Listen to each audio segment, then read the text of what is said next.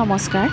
সকলোকে পুনৰবাৰ স্বাগতম জনাইছোঁ মোৰ অন্য এটি ভিডিঅ'লৈ আৰু আজি মই গৈ আছোঁ মোৰ মানুহজনৰ ঘৰলৈ আৰু আমাৰ গাঁৱৰ প্ৰায়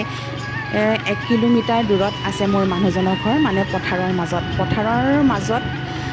আশে পাশে কোনো নাই মাথো আছিলে মোৰ শহুৰ দেউতা বৰদেউতা আৰু খুৰা দুজন ডাঙৰ বৰ্তা কৰ্মসূত্ৰে টাউনতে নিগাজি কৰি থাকিবলৈ লৈছিলে কিন্তু ককাই বোলে মহৰ খুঁটি স্থাপন কৰিবলৈ আহিছিলে আৰু ইয়াতে নিগাজি কৰি থাকিবলৈ লৈছিলে আপোনালোকে দেখিছে মই স্কুটি লৈ আহিছোঁ হয় যিহেতু ইমান গৰম পৰিছে স্কুটিখনকে লৈ আহিছোঁ যিহেতু 1 কিলোমিটাৰমান বাট খোজকাঢ়ি আহিব লাগিব প্লেণ্টেশ্যনৰ কাম এইখিনিতে সমাপ্ত হৈছে আগলৈ স্কুটি নাযায় বাকীখিনি মই খোজকাঢ়ি যাব লাগিব আৰু সৌ জংঘলখিনি দেখিছেনে আৰু তাতেই আছিলে মোৰ মানুহজনৰ ঘৰ চিন্তা কৰকচোন আপোনালোকে ওচৰে পাজৰে কোনোবা মানুহ দেখিছেনে কাৰো ঘৰ নাই হয় পথাৰত মাথো সেউজীয়া আৰু সেউজীয়া 4টা পৰিয়াল ইয়াতে মাথো বসবাস কৰিছিলে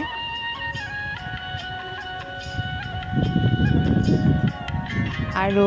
ককা পঢ়া শুনাত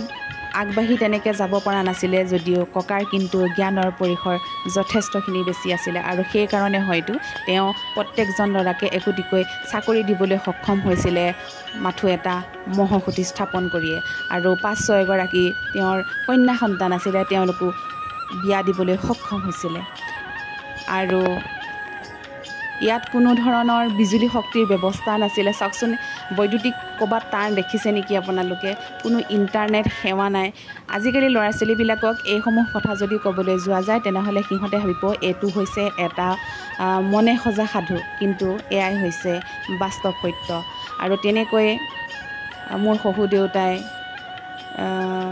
তেওঁৰ নিজৰ অধ্যৱসায়ৰ যুগতে আমাৰ এই অঞ্চলটোৰ ভিতৰত ক'বলৈ গ'লে প্ৰথমজন গ্ৰেজুৱেট আৰু তেওঁ আছিলে হাইস্কুল কাছমাৰী হাইস্কুলৰ প্ৰধান শিক্ষক আৰু এইখিনিতে ক'ব লাগিব মোৰ মানুহজনেও কিন্তু ইয়াৰ পৰাই পঢ়া শুনা কৰিছিলে ইয়াৰ পৰা আঁতৰি যাবলগীয়া হোৱাৰ মূল কাৰণটো মই আপোনালোকক কৈ দিছোঁ যিহেতু তেওঁলোক 4টা পৰিয়াল ইয়াত আছিলে পথাৰৰ মাজত একদম অকলশৰীয়া এটা পৰিৱেশ কোনো ইণ্টাৰনেট সেৱা নাই কোনো কাৰেণ্ট নাই চিঞৰিলেও হয়তো গাঁৱৰ মানুহে শুনাই নাপায় আৰু 3-4 বাৰ যিহেতু ডকাইতৰ আক্ৰমণ হৈছিলে আৰু সেই ডকাইতে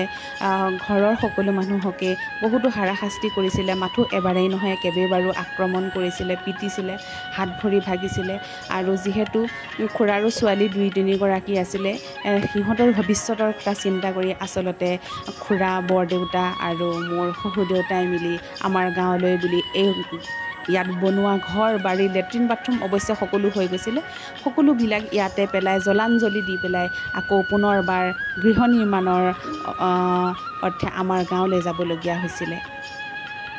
আমি তেতিয়া সৰু আছিলোঁ যেতিয়া শুনো যে ইয়াত ডকাইত হৈছে কিন্তু আমি ইয়াত চাবলৈ আহোঁ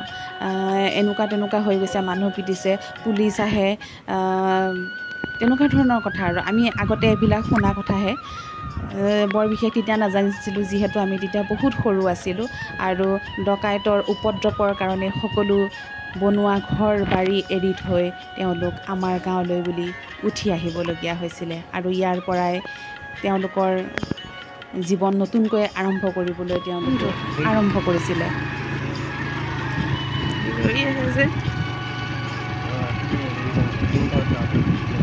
সেইপিনে আছে এখন বেলেগ গাঁও কেউ দিশে মাথো আপোনালোকে খেতি পথাৰেই দেখিব আৰু এইপিনে বৰটোকোলা দুটামান আছিলে মই অকণমান ভিডিঅ' এটা বনাই দিলোঁ